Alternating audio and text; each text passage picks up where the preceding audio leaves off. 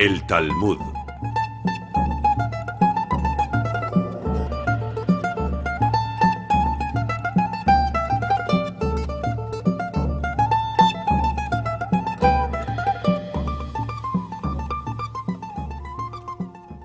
Esta es la pregunta. Dos desollinadores salen de una chimenea. Uno sale completamente negro y el otro completamente blanco. La pregunta es, ¿cuál de los dos se va a lavar? Bueno, obviamente el que está todo negro. Cae de cajón. Lo siento, pero tú no estás hecho para comprender lo que contiene el Talmud.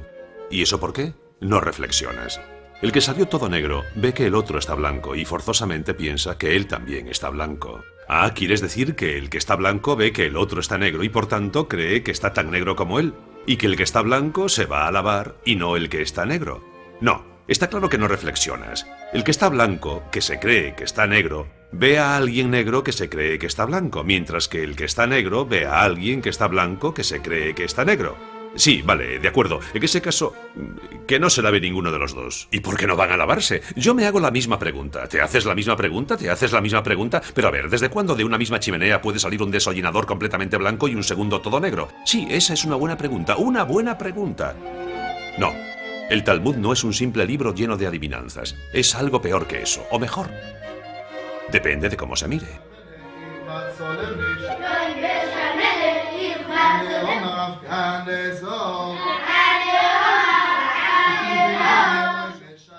Depende del punto de vista, como el de los judíos ortodoxos que han hecho del Talmud su pan de cada día, interrogándose sobre la mínima de las paradojas de la Biblia. ¿Adán, que no tiene padres, tiene ombligo? ¿Los peces escaparon del diluvio universal? ¿Por qué los ángeles de Jacob necesitan una escalera? Y si Dios pudo crear el mundo en 6 días, ¿por qué no lo habría podido hacer en 1 o incluso en 1 hora, o mejor, en un instante? Otro tipo de adivinanzas, en resumen, porque con el pretexto de comprender la Biblia, el Talmud la cuestiona desde todos los puntos posibles. La palabra Talmud viene de la expresión Talmud Torah, estudio de la Torah, simplemente. La Torah era el nombre hebreo del Pentateuco, los 5 primeros libros de la Biblia. Los volúmenes que componen el Talmud encierran siglos de discusiones entre rabinos sobre la interpretación de las contradicciones del texto bíblico. Para ellos, la Biblia no sería más que una inmensa metáfora a partir de la que convendría extraer un modo de empleo para la vida cotidiana. Huelga decir que les ha hecho falta utilizar una metodología formidable para conseguir descifrar dentro del mito de la fruta prohibida las leyes de la alimentación. En el de la Torre de Babel, los fundamentos de la lingüística. Y en el relato del éxodo de Egipto, los principios de la libertad de los pueblos. Sin Torah, no existiría el Talmud. Pero sin Talmud, la Torah habría guardado para sí gran número de sus misterios. Es costumbre en las sinagogas 3 veces a la semana abrir los rollos de la Torah y hacer revivir el texto bíblico mediante su lectura.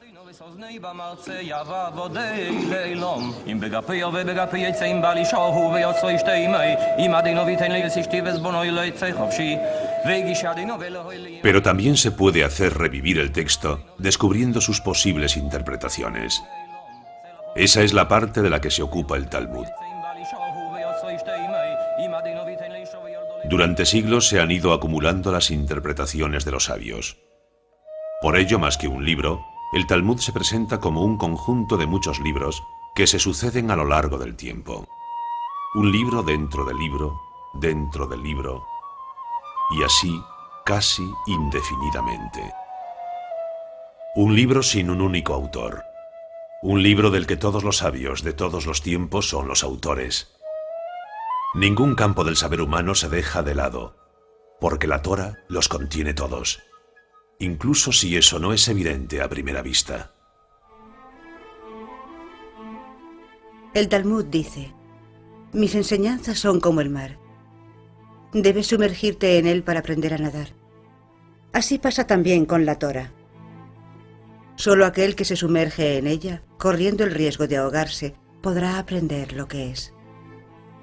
Un océano de luz, así es como el Talmud llama a la Torah. Se sumerge en ella para descubrir las profundidades. Durante el razonamiento, acaba tocando temas fundamentales de la causa principal, los vínculos de lo efímero y de la eternidad, y tantas otras dimensiones esenciales que la filosofía o la ciencia tratarán también a su manera. Pero lejos de la austeridad de la filosofía y de la ciencia, el Talmud también se sabe reír de sí mismo. Retomemos. El que está blanco ve a uno negro que ve a uno blanco que se cree negro, y el que está negro ve a uno blanco que ve a uno negro que se cree blanco. No es así de simple, sí que lo es. El que está blanco ve perfectamente que su mano está blanca, y el que está negro ve perfectamente que su mano está negra. ¿Qué quieres decir? ¿Que el que ve que su mano está limpia no se lavará, y que el que se la ve sucia sí lo hará? Demasiado fácil. Puedes estar limpio y aún así tener ganas de lavarte. Puedes estar sucio y no tener ganas. Mírate tú, por ejemplo. Estamos en el año 70 de la era cristiana. Tito ha mandado destruir el templo de Jerusalén y las tropas romanas ocupan la ciudad santa. Los sabios, en su mayoría, se han refugiado al norte, en Galilea, en Tiberíades. Como reacción a la invasión romana, deseosa de poner fin al judaísmo, un grupo de sabios emprenderá una de las gestas más notables de esta cultura judía al decidir elaborar el Talmud. Y eso sucedió bajo los auspicios del rabí Yehudá Hanasi, el jefe espiritual del pueblo judío en la época, un ilustrado. Hoy en día sus restos descansan en el corazón de Galilea, en la misma cuna de su obra, el Talmud.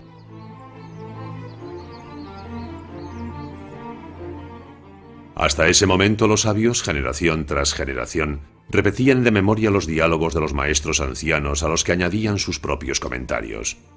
Una especie de memoria colectiva que corría el peligro de diseminarse y perderse, habida cuenta del volumen de opiniones que no paraba de crecer. Para evitar tal drama, el rabí Yehudá Hanasi tomó la iniciativa de hacer recopilar por escrito cerca de 2 siglos de enseñanzas conservadas hasta ese entonces mediante la transmisión memorística. Él fue quien decidió las características, la forma y los límites de esta primera recopilación, y la llamó Mishnah. Mishnah significa repetición, porque se trataba de repetir, esta vez por escrito, lo que la memoria ya no podía retener. Este enorme trabajo no finalizó hasta 2 siglos después de su muerte. La Mishnah conforma la primera parte del Talmud, y se conseguirá terminarla en el año 220 de la era cristiana. El Talmud se organizará según las disposiciones que el rabí Yehudá Hanasi usa para la Mishnah.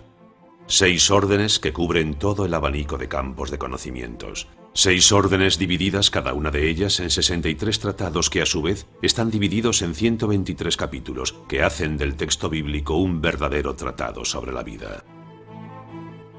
Dios hizo el mundo en 6 días. El rabí Yehudá lo ordena en 6 órdenes. 6 órdenes como las 6 direcciones del mundo.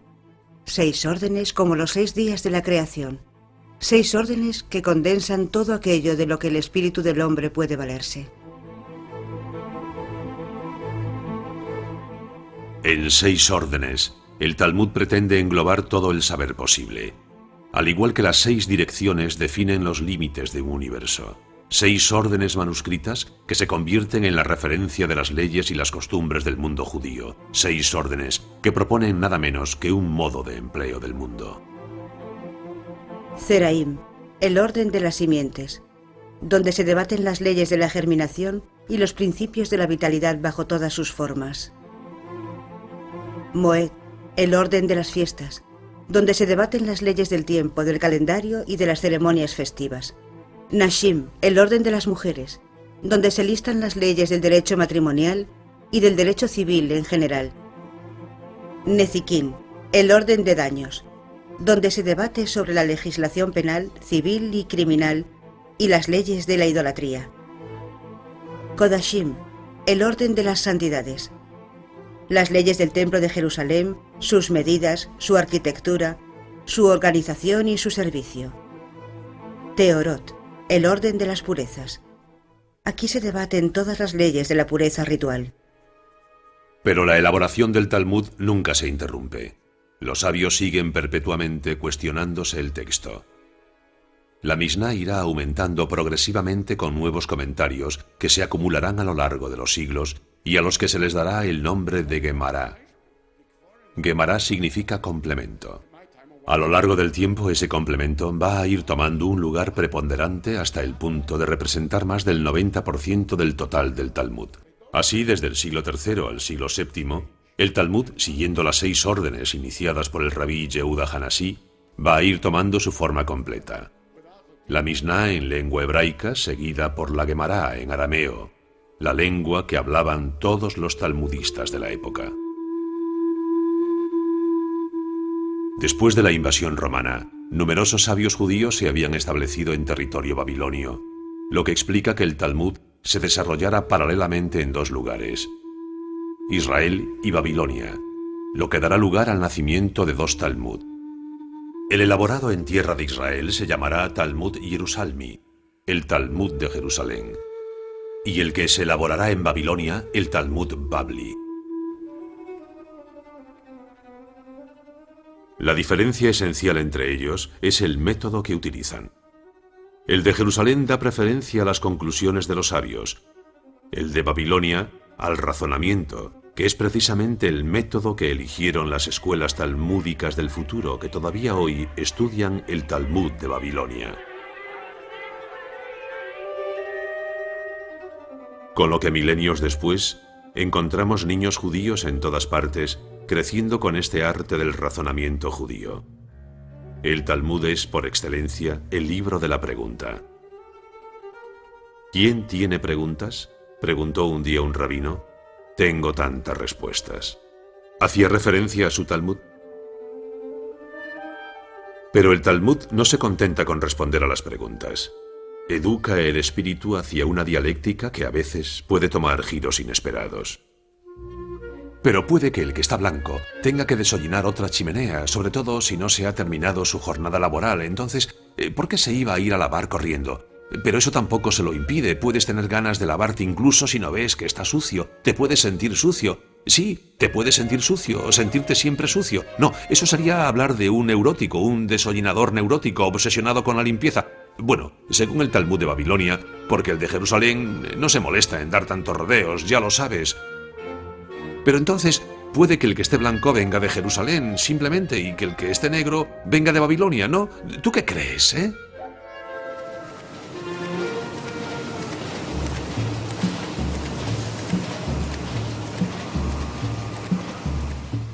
Hicieron falta 6 siglos para conseguir darle cuerpo al Talmud.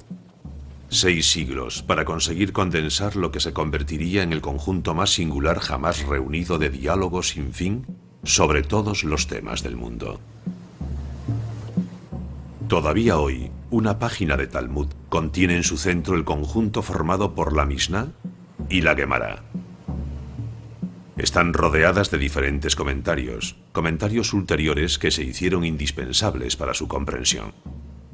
Hoy en día los estudiantes de las yeshivas, las escuelas talmúdicas, perpetúan el diálogo entre los rabinos de los primeros siglos y sus sucesores.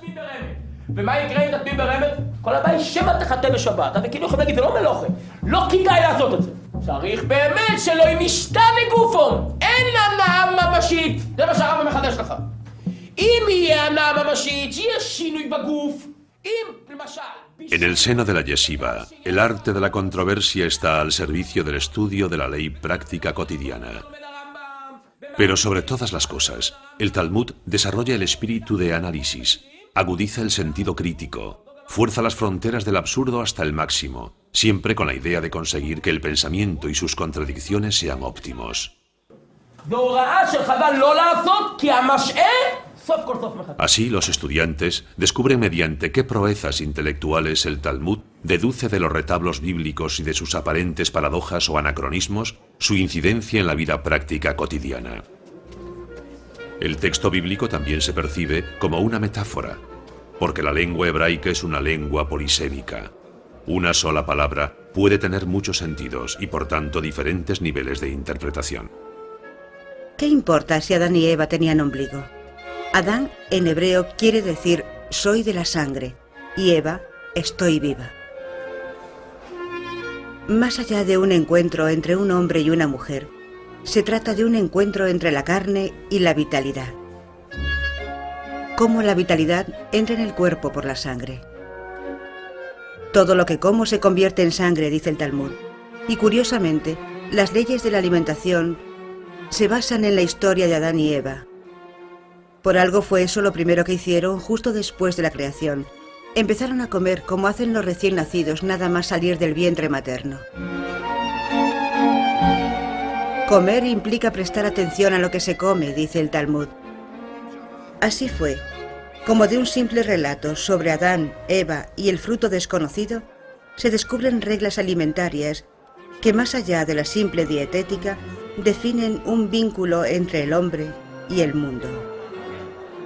Entonces, cara a cara, como duelistas, los aprendices del Talmud confrontan sus opiniones, agudizan su arte del diálogo, perpetúan la tradición del cuestionamiento, que no está exento de un cierto sentido lúdico. Espera, ¿cómo que uno sale negro y otro blanco? Eso tiene truco, seguro. ¿Deberían salir negros los dos? No, basta con que el primero que sale por la chimenea haya recogido todo el hollín y el camino esté limpio. ¿Quieres decir que el camino está limpio para el segundo, así el primero sale todo negro y el segundo todo blanco? Ah, demasiado fácil. ¿Tú crees que el Talmud propondría una pregunta así de sutil para una respuesta tan simple?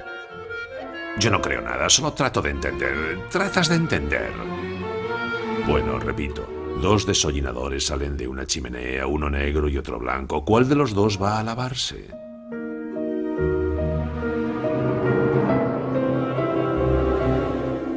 Pero la verdadera grandeza de este libro es que es además la historia de un pueblo. El Talmud cuenta la historia de los judíos, que a su vez son quienes escriben el Talmud.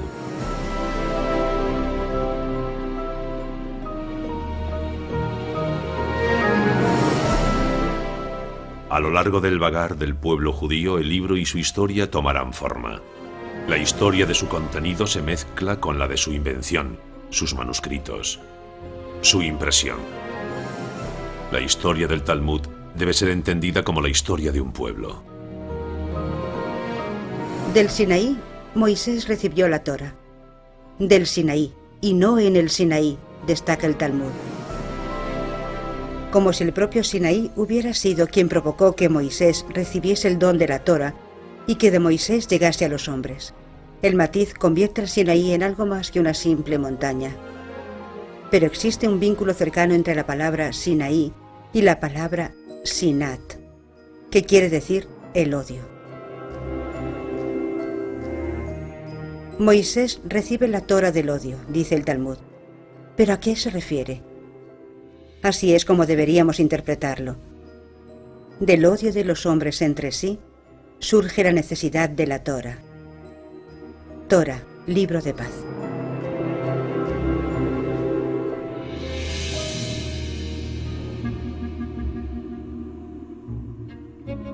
Perpetua cadencia que se tambalea, ondula y se mece. Los judíos, generación tras generación, siguen un ritmo sin fin, marcando las oscilaciones de un péndulo que mide el tiempo al ritmo de las páginas del Talmud estudiadas. El Talmud es una llama que penetra en el espíritu. Una llama que transmite al cuerpo un movimiento ininterrumpido, inmutable, sempiterno. El ritmo de la vida, como los latidos de un corazón. Según la anatomía talmúdica, las oscilaciones favorecen a la vez la concentración y la memorización. En un sentido, las válvulas se abren, en el otro se cierran. En un sentido, la comprensión se activa, en el otro, la memorización. Pero en el transcurso del siglo X, la decadencia de Babilonia, que sucede al declive de la Palestina romana, obligó a los talmudistas a emigrar a otros países. A lo largo de sus periplos, multitud de textos continuarán la obra de los primeros talmudistas. Las bibliotecas judías no cesaron de enriquecerse con los comentarios de aquellos que se aplicaron para contribuir a su reinvención perpetua. El Talmud continuó siendo, a lo largo de los años, un proceso creativo ininterrumpido. Desde Jerusalén y Babilonia, el Talmud empieza su largo exilio. Constantinopla, Salónica, Corfú, Mesina, Siracusa, la costa africana. Los judíos se dispersan a lo largo de toda la costa mediterránea, desembarcan en las riberas de Italia, remontan lentamente toda la costa adriática, llegan a las costas francesas y a la península ibérica, llevando consigo su precioso libro como principal equipaje. El Talmud se convierte rápidamente en el portador de la memoria judía en toda la diáspora, y su estudio se revela como el único hogar verdadero de un pueblo sin refugio, sin un puerto base al que regresar. De hecho, el placer del estudio debía compensar las tristezas de su errante caminar, el arraigo al libro, el desarraigo a la tierra. El Talmud sirvió de compensación a falta de una tierra prometida. Así se fundó en Renania, en el siglo X, entre Espira, Worms y Maguncia, el centro talmúdico más importante desde Tiberíades, Jerusalén y Babilonia. Y allí se reunieron los maestros más ilustres. Su fama fue tal que atrajeron hasta allí al que se convertiría en el más ilustre entre ellos, Rashi.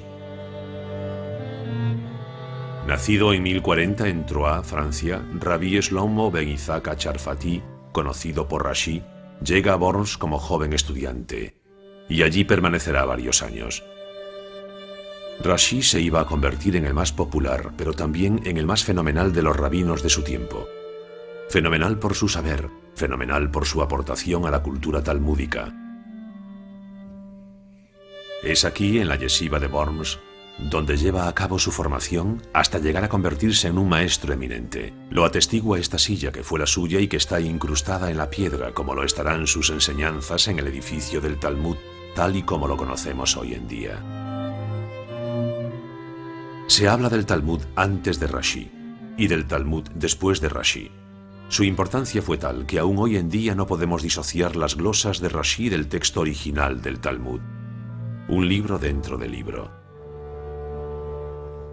Alrededor del texto de la Mishnah y de la Gemara, que ocupan el centro de cada página del Talmud, encontramos impresos los comentarios de Rashi, que se han hecho indispensables para el estudio porque clarifica un corpus que se ha convertido en algo un poco caótico por sus numerosas adiciones.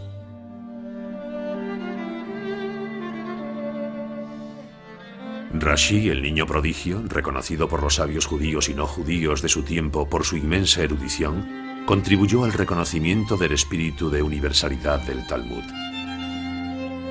Fue en Troyes, en Champagne, donde ya envejecido emprende su obra.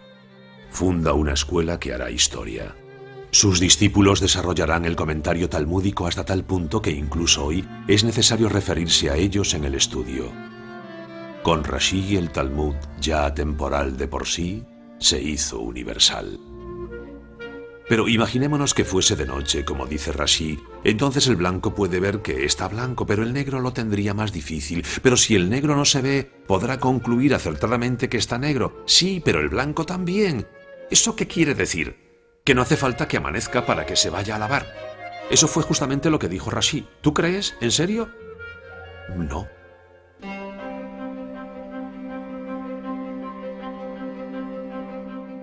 Un océano de luz. Si la Torá refleja la luz divina, el Talmud canaliza esa luz y la hace suya. Como el mar hace suyo el fuego del sol. Sumergirse en el Talmud es, por tanto, controlar la fuerza del fuego divino. Pero eso no implica necesariamente escapar del fuego que devora el mundo. Durante el año 1240, Nicolas Donen, un judío francés convertido al catolicismo como dominicano, presenta una denuncia al Papa Gregorio IX por los errores y las falsificaciones que él atribuía al Talmud. Según él, este contenía blasfemias contra Cristo, la Virgen María, los ángeles y los santos de la Iglesia. Gregorio IX, que en esa época acababa de establecer las reglas de la Inquisición pontifical, estima que es su deber perseguir a los herejes. El Vaticano exige expresamente al rey de Francia, Luis IX, llamado San Luis, que ponga fin a la perfidia de los judíos suprimiendo todos los ejemplares del Talmud. San Luis ordena que se arrojen al fuego todos los manuscritos judíos. La quema del Talmud tuvo lugar en 1244 en París. Fue seguida de muchos otros años de aplicación de la legislación real. El Talmud será condenado solemnemente el 15 de mayo de 1248 como una blasfema obra del diablo. La represión fue tan violenta que eso puso fin al talmudismo francés. Y así el Talmud retoma su vagar, llegando esta vez hasta España. Desde el siglo IX, fecha del declive de Babilonia, España es musulmana. Sin embargo, no hay ni una sola de sus grandes ciudades que no aloje a algún talmudista eminente. Córdoba, Toledo, Sevilla, Barcelona, Granada. Los judíos residían allí en una tranquilidad perfecta, estudiando el Talmud y prosperando en la vida. Como atestigua la Catedral de Córdoba, construida en el corazón de la antigua mezquita, la Andalucía de esta época sigue erigiéndose como un símbolo de la concordia entre las comunidades. En esos tiempos musulmanes, cristianos y judíos convivían sin problemas. A la sombra de la mezquita, a la sombra de la iglesia, en los callejones de la judería, en el centro de la comunidad talmúdica, aparece una nueva luz.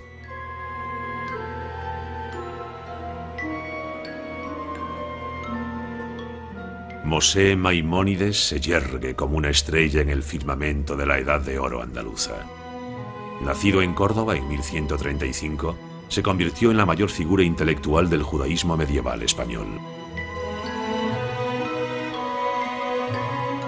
Sus obras, entre las que se halla la Guía de Perplejos, adquirieron una gran importancia a los ojos de todos, judíos, musulmanes y cristianos. Su código de la ley, la Misne Torah, jugó un importante papel en los escritos de los filósofos de diversas orientaciones y de los eruditos religiosos de todas las confesiones, y todo eso durante generaciones. El que lea mi libro conocerá toda la Torah y todos sus comentarios, decía Maimónides sobre su Misne Torah. Tanto Rashi en Francia como Maimónides en España se vieron empujados por la misma preocupación de la universalidad. Los dos deseaban que el Talmud saliera de la sinagoga para ponerlo a disposición de todo el mundo.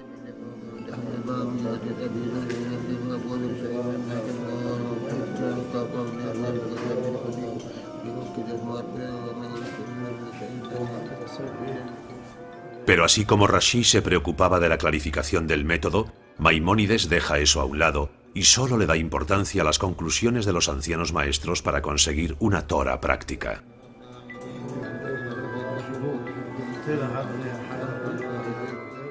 Mi objetivo es ser tan conciso como completo, dice Maimónides, para que el lector pueda verse directamente orientado sobre todo lo que el Talmud ha instituido y confirmado, sin tener que pasar por todas las discusiones de los sabios que podrían perturbarle el razonamiento. Todo esto para que no tenga necesidad de otro libro que no sea el mío. Astrónomo, matemático, botánico, médico de Saladino, Maimónides pasa su vida aconsejando tanto a los grandes de su tiempo como a los más humildes. Gracias a su talento consigue revelar a los ojos del mundo hasta qué punto la ciencia talmúdica podía ser universal. Sus restos reposan en Tiberíades, justo donde nació el Talmud. Maimónides se reunió así con sus ilustres ancestros. No fue hasta comienzos del siglo XIII cuando los cristianos unieron sus fuerzas para recuperar España de manos musulmanas. Hablamos de la Reconquista. La unificación de España se produce después del matrimonio de Isabel la Católica y Fernando de Aragón en 1474. Ella conseguirá que los musulmanes sean expulsados definitivamente en enero de 1492. Cogidos en la tormenta de la renaciente Inquisición, bajo las órdenes del Vaticano, los judíos también serán desterrados de España ese mismo año. Huyen salvando del desastre a su única riqueza verdadera, el Talmud. Expulsados de España, los judíos y su Talmud se dispersan. Entre los destinos privilegiados se encuentra Venecia. ¿Por qué Dios dispersa a su pueblo sobre la superficie del mundo?, pregunta el discípulo. Para que la luz de su Torah ilumine en todas partes, responde el sabio. ¿Y por eso los judíos son perseguidos con violencia? Replica el discípulo. Cuanto mayor es la luz, más dolorosa es su presentación al mundo, responde el sabio, con los ojos llenos de lágrimas. Venecia disfrutaba de una relativa independencia de la Iglesia y, por tanto, ese será el primer gueto de la historia a finales del siglo XV. Gueto, palabra veneciana que viene del italiano ghettare. En el lugar donde se tiraban las piezas inútiles de las fábricas de fundición, fue donde el Doge de Venecia, el Dux, permitió que los judíos se instalasen.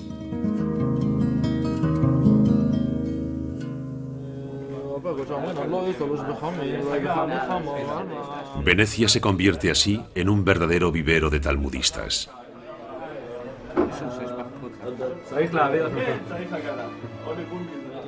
Venecia, etapa esencial de la historia del Talmud.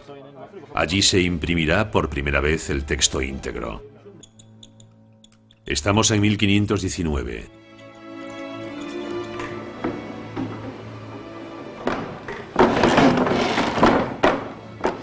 El Vaticano, que proscribía el Talmud en toda Italia, so pena de sufrir los rigores de la Inquisición, no pudo evitar que el Doge autorizara la impresión de libros judíos en su territorio. Fue en las prensas del impresor cristiano Daniel Bombert donde página tras página se llevó a cabo una de las empresas más colosales de la historia de la imprenta. Más de 10.000 páginas, examinadas a lupa por equipos de eminentes talmudistas, conscientes de estar realizando una obra única, tan importante como inesperada. Desde 1519 hasta 1523, 5 años de trabajo serán necesarios para que el Talmud pase de manuscrito a libro. Bombert no repara en gastos, preocupado porque su edición del Talmud alcance la perfección. Su obra debe marcar un hito porque será la única referencia durante cerca de 4 siglos. Todas las ediciones posteriores, entre las que se encuentran las de Basilea, Pesaro, Ámsterdam, Múnich, Frankfurt, Cracovia, hasta llegar a la definitiva, la de Vilna, en el siglo XIX, estarían inspiradas en la de Bombert. El trabajo de orfebrería de que hizo gala Bombert conformará para el resto de los tiempos la fisonomía de las páginas del Talmud, dotándole de ese aspecto a la vez sobrio, simple, minimalista, sin la más mínima floritura, yendo al corazón del texto, siguiendo una geometría muy particular. La edición de Bombert establece la paginación. El texto de la Mishnah y de la Gemara ocupa el centro de cada pliego con una letra cuadrada, alrededor del que se reparten las glosas de Rashi y las de sus alumnos en caracteres semicursivos. Con Bombert, el Talmud se convierte en una obra de arte del siglo XVI.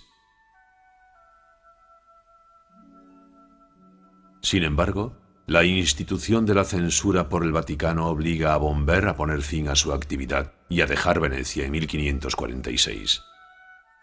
La Iglesia, que no podía criticar la Biblia sin criticarse a sí misma, ataca al Talmud. A sus ojos los judíos ya no son el pueblo de la Biblia, sino el pueblo del Talmud, que cultiva un espíritu anticristiano, un espíritu diabólico. Más adelante se comprobó que todos los argumentos que la Iglesia presentó contra el Talmud y su contenido carecían de fundamento.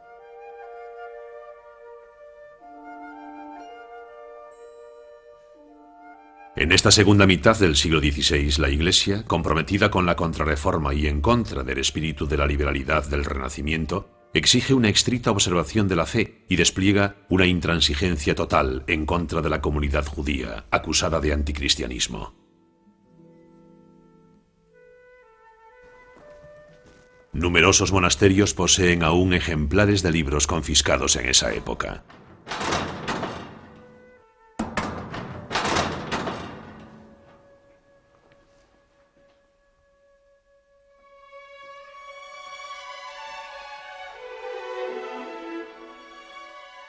Los libros judíos siempre han enfurecido a la Iglesia. El Vaticano, incapaz de poder leerlos y de descifrar los arcanos, no se contentará con confiscarlos o censurarlos.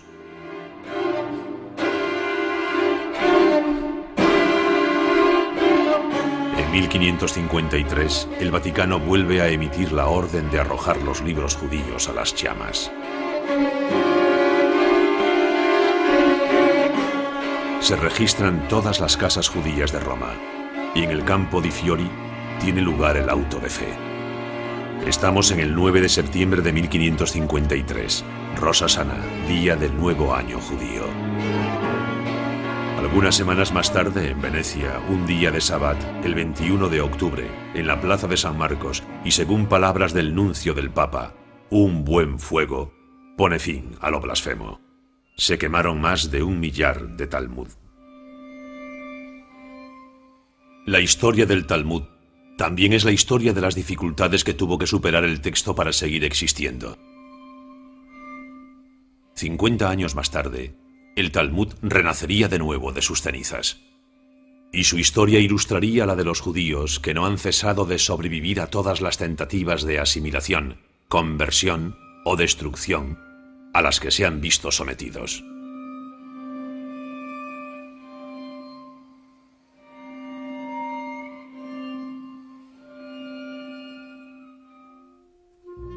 Sí, el negro ve un blanco que se cree negro, pero ese negro se cree blanco sin sospechar que el blanco se crea negro. Pero, ¿un blanco que se cree negro es más blanco que un blanco que se cree blanco? Sí, es como si preguntáramos, ¿una vela ilumina más en una cueva oscura cuando es de noche fuera que si fuera de día? Dijimos que era de noche. ¿Cómo quieres que 2 desollinadores trabajen por la noche? ¿Y puedes decirme por qué no iban a tener derecho de trabajar por la noche? ¿No son hombres libres?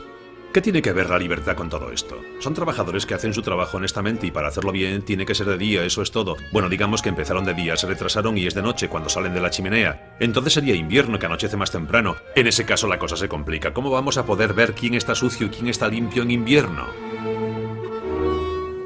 Esto se llama pilpul, la manía de discutir casi hasta alcanzar lo absurdo. Y fue en Polonia donde nació el arte del pilpul bajo la influencia de Jakub Polak, que se instaló en Cracovia hacia el 1500. En este tipo de enseñanza, Jakub Polak se dedica a desplegar todos los recursos de la dialéctica más sutil y más fina, a argumentar sobre todo y a propósito de todo. El pilpul, del hebreo pilpel, el pimiento. Pero ¿quién desollina en invierno? No puede nevar en verano. Bueno, los dos son negros, pero uno está cubierto de nieve, por eso está blanco, pero quizás la nieve esté sucia y negra. Entonces la nieve negra puede cubrir al que está blanco y la nieve blanca al que está negro perfectamente. Entonces, ¿cuál de los dos se va a lavar? Dime.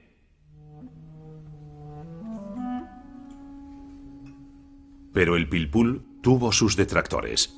En Vilna, la Jerusalén del norte, vivía un sabio talmudista, Eliyahu Kramer, nacido en 1720, fallecido en 1797, a quien veneran todavía hoy los judíos de Lituania, y de todas partes bajo el nombre de Gaón, genio. No dormía más de 4 horas por la noche, y para dedicarse sin descanso al estudio ataba sus peyes al techo y metía los pies en un barreño de agua helada, para así evitar dormirse. Culto, de inteligencia notable, de ciencia profunda, el Gaón de Vilna ocupaba un lugar aparte entre los rabinos. Se aplicaba sin pausa a la comprensión del texto y a someterlo a una seria crítica, sin intentar forzar el arte de la dialéctica que, a su parecer, realzaba más las disputas que la verdadera reflexión. Su impacto fue considerable en toda Europa del Este. Fundó el modelo de las escuelas talmúdicas modernas e influyó en dinastías de ilustres maestros. La edición definitiva del Talmud, que se utiliza todavía hoy, fue la hecha en Vilna en 1880. Enriquecida con numerosos comentarios, condensa las enseñanzas de los maestros modernos y se inscribe en la línea de reflexión del Gaón.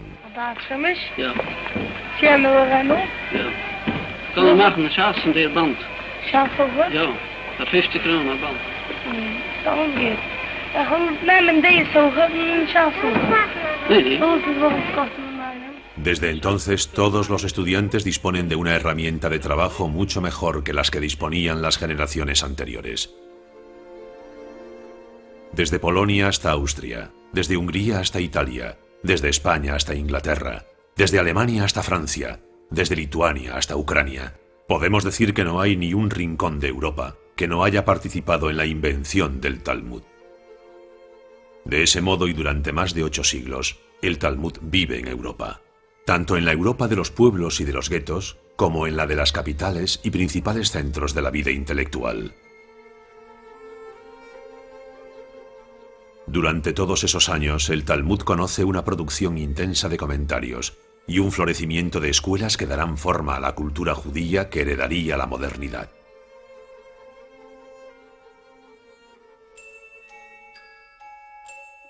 La modernidad está representada forzosamente por los Estados Unidos. El Talmud deja la vieja Europa hacia una tierra aparentemente llena de promesas. Desde finales de la Primera Guerra Mundial y durante los años 20 y 30, numerosas familias desembarcan en el Nuevo Mundo. El Talmud atraca en tierra extranjera. Y como debe ser, una de las primeras cosas que hacen los judíos cuando se instalan es imprimir sus libros. Es una manera de marcar su territorio, aunque sea provisional. Como la tentación de la asimilación estaba más presente que en Europa, el Talmud corre el riesgo de verse rápidamente abandonado. Para prevenir los peligros de esta nueva situación, surgirán inmediatamente las primeras escuelas, que seguirán la línea de las del viejo continente. El Talmud echa raíces en el seno de una modernidad todavía desconcertante.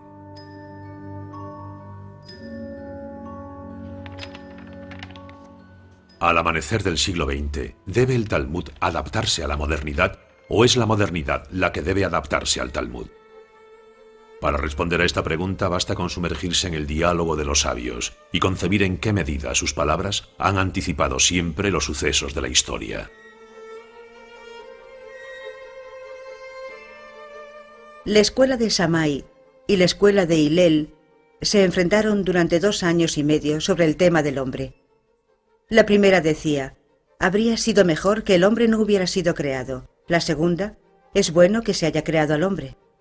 Al final, las voces llegaron a un acuerdo y concluyeron, habría sido mejor que el hombre no hubiera sido creado, pero ya que existe, que sea virtuoso. ¿Virtuoso? ¿Qué les quedaba a los judíos en los albores de la Segunda Guerra Mundial? ¿Quizás ir a practicar su virtud en los Estados Unidos?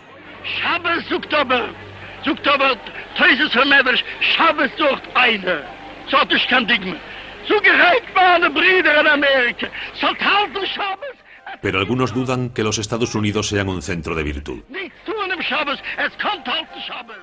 Condenados a una vida de clandestinidad, encerrados en sus guetos donde vivían aislados, con su Talmud como único refugio, la suerte de los judíos en Europa Central en el siglo XX puede dotar de argumentos la opinión según la cual habría sido mejor que el hombre no hubiera sido creado.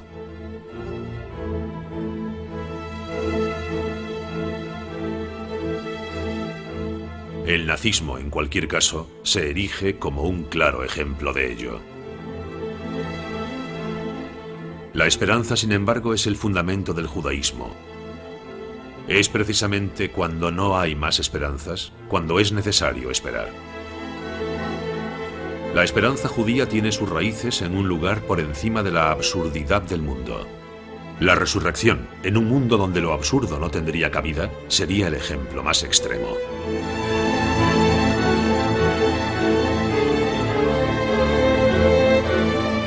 El Talmud cuenta la historia de un emperador romano que envió a los judíos a la muerte. Ese emperador le pregunta a uno de los sabios judíos antes de dejárselo a sus verdugos. No entiendo cómo vosotros, los judíos, podéis creer en la resurrección de los muertos. La hija más joven del sabio responde por él. Le dice al romano, tú no existías y ahora existes. Eso no te sorprende, pero a mí me maravilla a cada momento. Hoy existes. ¿Y te sorprendes de que otro día puedas existir de nuevo? Pues a mí eso no me sorprende. El Talmud evoca la resurrección de los muertos de forma abstracta, pero se presenta a sí mismo como un ejemplo concreto. De hecho, ¿cuántas veces renació de entre las llamas? En esos momentos, y a pesar de la amplitud del desastre, el pueblo sobrevivió. El libro también.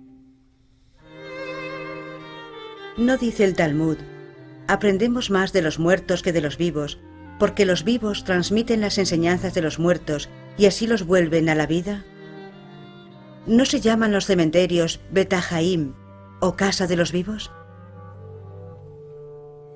Los cementerios parecen bibliotecas a cielo abierto, porque el Talmud dejó en ellos algunas de sus más famosas páginas de la historia.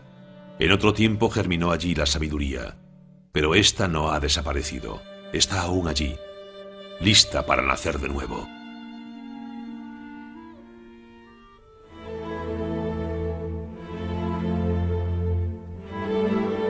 Después de la guerra, los estudios talmúdicos iban a redoblarse, sobre todo en los Estados Unidos, gracias a la iniciativa de Daf Yomi.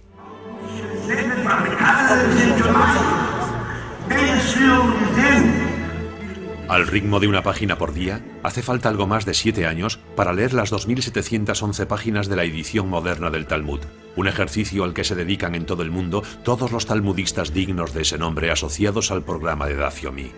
O dicho de otra manera, una página por día. El principio del estudio de una página diaria del Talmud fue iniciado por el rabino Meir Shapiro el 11 de septiembre de 1923 en Lublin, en Polonia. El Talmud sería esa tierra espiritual donde los judíos podrían, en un mismo momento, en todas las partes del mundo, estar reunidos por un estudio común.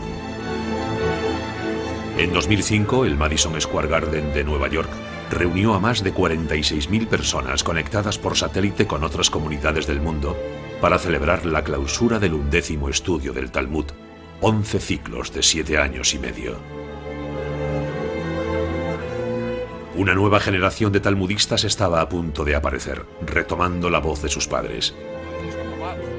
Al igual que en la cima de las torres de Manhattan, donde hombres de negocios, abogados, banqueros, deciden consagrarse al estudio diario del Talmud antes de volver a su oficina. Una manera de volver a sus orígenes. Porque la reflexión talmúdica tiene los medios de responder a las problemáticas planteadas por la modernidad. ¿No se dice que Dios hizo el mundo en 6 días y que descansó el 7º? De igual modo, hoy en día, toda la humanidad trabaja durante 6 días y descansa el 7º. ¿No es eso un signo de la modernidad de la Torah?, pregunta el Talmud.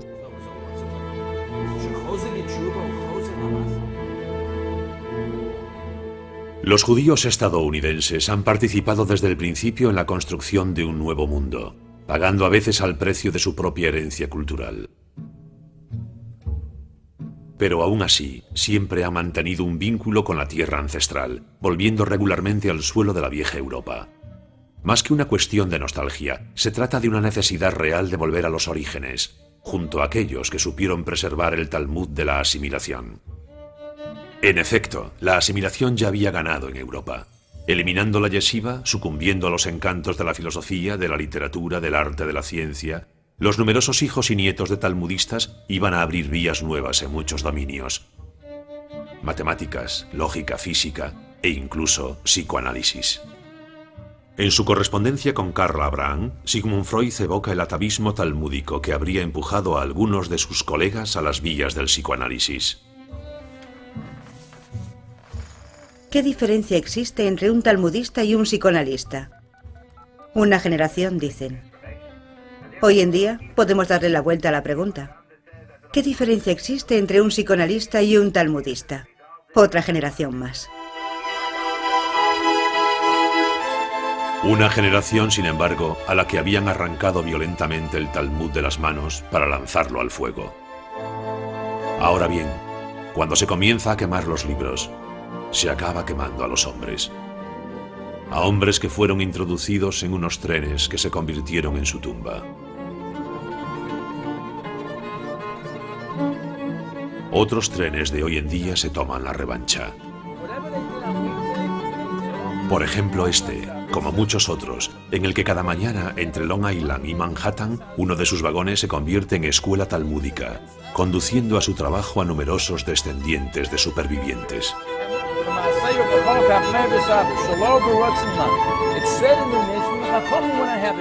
El Talmud estimula el espíritu. Hallamos en él los fundamentos del derecho, del comercio, del psicoanálisis y de tantos otros campos de actividades intelectuales que aparentemente todo el mundo puede sacar provecho de él.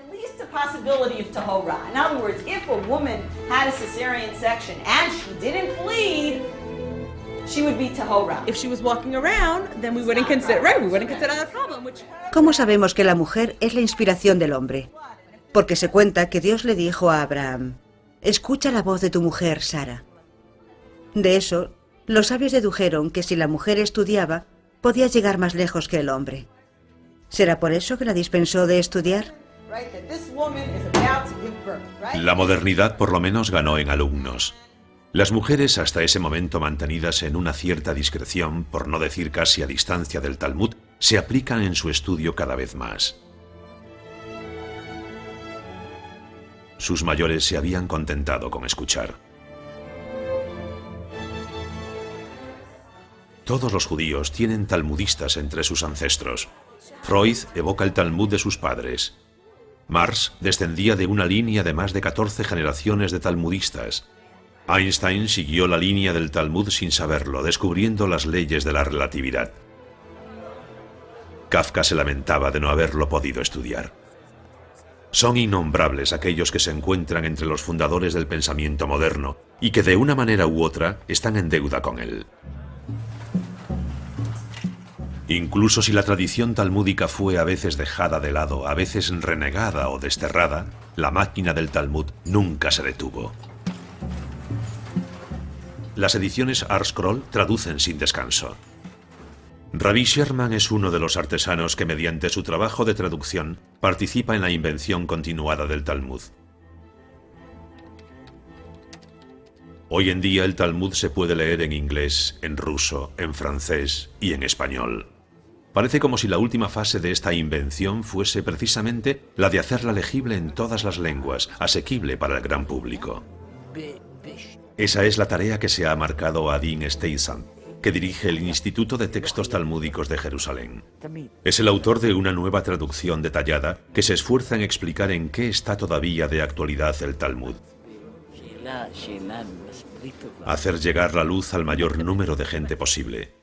Para hacer eso, el Talmud encuentra nuevos caminos que ni el rabí Yehuda Hanasí, ni Rashi, ni Maimónides habrían sospechado nunca.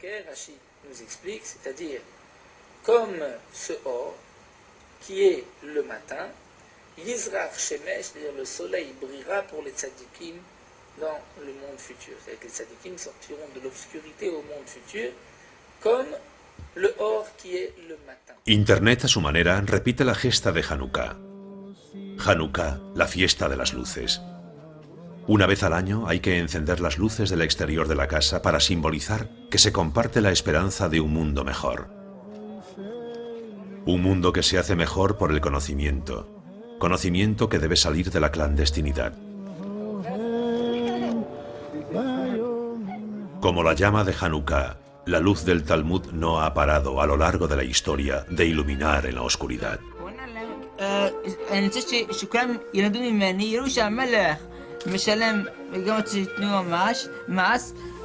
וגם הם ישלמו את המיסים, גם לא כדי שיבחרו את הדבר. בדרבנן נעמי, כיוון דמצווה הוא משום זכר למקדש. El día comienza por la noche. Como se cuenta, hubo una tarde, hubo una mañana y llegó el primer día. Sucede lo mismo en nuestra propia vida. Comienza en la oscuridad del vientre de la madre para acabar ante la luz del mundo. Pero algunos dicen, la noche es el mundo en que vivimos. La mañana será el futuro.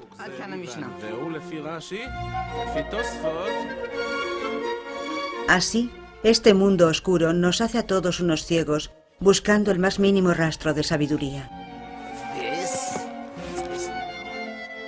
Una simple lucecita que brilla en las tinieblas, en eso se ha convertido el Talmud a lo largo de todo el destino del pueblo judío.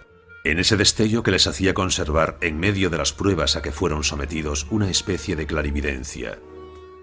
Así es, en todo caso, como el Talmud llama a los ciegos, los que ven claro. ¿Y si son ciegos y no ven realmente nada una noche constante? Dos desollinadores ciegos. ¿Pero por qué va a haber dos ciegos en una chimenea? Si la pregunta fuera, dos ciegos, un negro y otro blanco, ¿cuál se va a lavar? Pero en ese caso el Talmud habría hablado de ciegos y no de desollinadores. Sí, pero es muy fácil decir que el que está sucio se va a lavar, así que tendríamos que entender que la intención es hacernos ver que son ciegos. ¿Cómo pueden limpiar una chimenea si no ven nada? ¿Nunca has visto a ciegos tocando el piano? ¿Dos desollinadores que tocan el piano? ¿Eh? No, pero si dos ciegos pueden tocar a Beethoven a 4 manos, también pueden pasar por el agujero de una chimenea. Pero ¿por qué la pregunta no es, después del concierto, cuál de los dos pianistas se va a lavar? Pero esa es justa la pregunta, solo que son desollinadores. Sí, y ciegos. ¿Has visto alguna vez a dos desollinadores tocar el piano? No, pero me gustaría verlos. Conocí a un anticuario que tocaba 2 trompetas a la vez. ¿Y cuál de las 2 trompetas es la que se lava? Pero dime una cosa, solo una pregunta. ¿Tú has visto alguna vez un desollinador? No, yo tampoco, ¿sabes?